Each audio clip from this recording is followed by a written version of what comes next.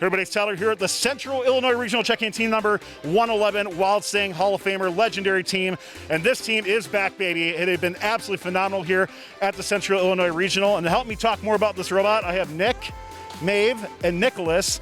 And you got to check out as we go through this entire cargo path, a very well-constructed machine, great sword drive, their climber, traversal climb looking great, all here coming up here on Behind the Bumpers. Your destination for FIRST content, updates, and gaming. Welcome to the fun. FIRST Updates Now is supported by Stryker Careers. FIRST alumni and mentors are making Stryker a top priority for their internships and careers. That's because Stryker knows that those in FIRST are the leaders and innovators of tomorrow. If you want to help make the world a better place by creating life-saving medical devices and technology, get started at careers.stryker.com. Competition season is here. Head on over to thebluelines.com to catch all the events each week. Don't forget to submit your clips of the week to discord.gg/FIRSTUpdatesNow. Vote in the FRC Top 25 and play in our free fantasy pick'em. Catch fun shows live on Mondays and Tuesdays at twitch.tv/FIRSTUpdatesNow. Nick, we're going to start out on the intake of your robot here, talking about maybe some of the iterations that have gone into it, and of course we'll demonstrate it as you're talking about it too. Yeah, for sure. So originally with our design, we kind of were really playing around with eliminating dead zones, eliminating all these different types of pinching points when we were first doing our prototyping. Some of the things that we did initially was have these compliant wheels were 2 inches, and a lot of the geometry was totally different. So we ended up with future iterations, changing all of these to be able to pick up the cargo and eliminate dead zones that kind of happened in this area over here. And then we also wanted to eliminate those pinching points like I was talking about. So to do that, we noticed that a lot of the cargo would get stuck up right in this area here when we had 2 additional compliant wheels on that side. So we just decided to remove those, and it fixed the problem just like that. And then another thing that we changed was originally we had another one of these support bars right in the back here. But what we noticed was sometimes when these would be going in like the opposite direction or when they weren't the right speed, it would get cargo would get shoved straight up there, and then they would get pinched right there. So then we just got rid of that too. I mean, honestly, sometimes just simplicity is the key with these things for us. So then the next stage that it kind of goes up into is our feed system, and then we have this kind of poly belt here on both sides that just the roller pulls the ball in right through there over the top of the bumper, and that just kind of puts it into the next stage of our feed system. And then it goes right over the top of this polycarb sheet right here, and then it gets sucked right in here. Some of the cooler things about our feed system that are, I would say are probably a little bit more innovative is we have this pneumatic kicker that allows the cargo to kind of rotate on the inside of our feed when we don't want it to actually go up into the shooter. So this gets just deployed back down with this pneumatic piston here, and then it can go straight up into the shooter whenever we want it to. We can control that. And then we also have this kicker motor right here that allows us to really control and regulate the speed that our cargo go into the flywheel. So maybe as we talk about this area, are there any sensors that you're using on your robot to detect cargo or anything like that? Yeah, so we have 2 sensors, one on the top and one towards the bottom of our feed system. And this bottom one detects whether there's 1 ball in there, and the top one detects whether there's 2 actually in our feed system. So both sensors are on automated system, so when 2 balls are sensed, the feed motors immediately shut off, so we don't push through our pneumatic gate like Nick talked about, as well as we don't pick up more than 2 balls in our feed system as well.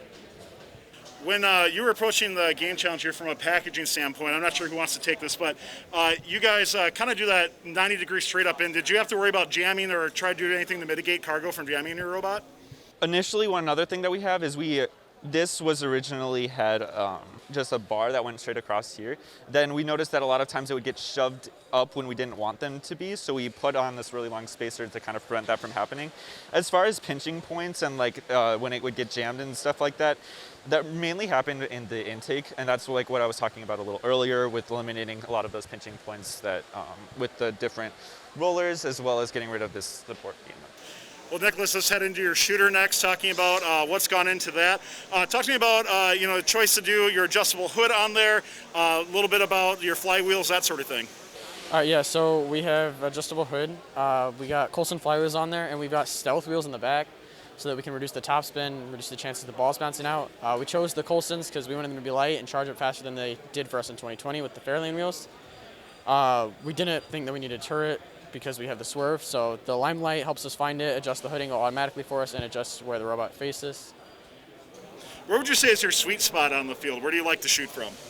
We like to shoot pretty much anywhere within the launch pad, and launch pad if we got defense on us. On your robot, you kind of have this, Nick mentioned you have this kicker wheel that goes into it. What have you seen from like a result standpoint of having that extra wheel pull into your shooter before it contacts your main flywheel? Yeah, it really just helps it make it a lot more consistent. Without it, before we noticed, wasn't always as precise as we wanted. When we added it, helped them make sure the balls were more consistent. And as we start to wrap up on your robot, let's go into your climber and talk to me about some of the stages of your climber. We'll kind of narrow it as we show the climber deploying as well. All right, yeah, so initially we just kind of come in, we just kind of raise our hooks up. Then once we get them high enough, we drive into the bar, pull it down, grab on, and pull us up. And so it comes past these hooks here, they kind of flip up so that they get above, and then those are what actually holds us on. And then when we're on that, then we snap the, what would we call that, pad out. Shoot the hooks back up again. And then once that we see it's far enough, we pull the back in and pull down, and we keep repeating until we get to traversal wherever we want to be. So we've seen a few different types of climbers out there, of course, right? What made your team decide to go with this type in regards to like your packaging in your robot? We wanted to make sure we had a small drive base, so this is kind of the solution that we saw that kept our drive base really small, so we could get around anywhere on the field. Well, 111 Wildstang, your team's been looking phenomenal here at Central Illinois Regional. Good luck, of course, the rest of the competition, and can't wait to see you outperform the rest of the year. Thanks a lot for taking the time. Thank you.